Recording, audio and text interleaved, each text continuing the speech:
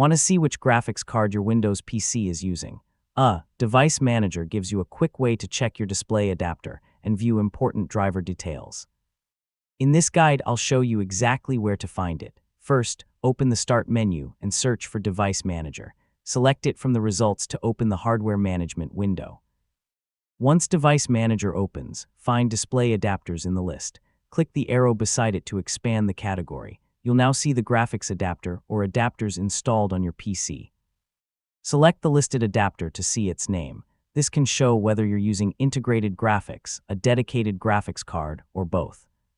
If you see a yellow warning icon, Windows may be reporting a driver or hardware problem. For more information, click the display adapter and select Properties. On the General tab, check Device Status to see whether Windows reports that the device is working properly. Next, open the Driver tab. Here you can check the driver provider, driver date, and driver version. You can also access options for updating, rolling back, or uninstalling the driver. For additional information, open the Details tab. Use the Property menu to view hardware IDs and other information about the graphics adapter. This can be useful when identifying the exact hardware.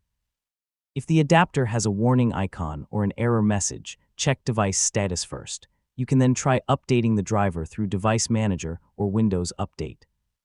Yeah, this is a good first step before troubleshooting further, and that's how to check your display adapter in Device Manager. You can quickly find your graphics hardware, check its status, and view driver information. So keep these steps handy whenever you're troubleshooting graphics or display problems.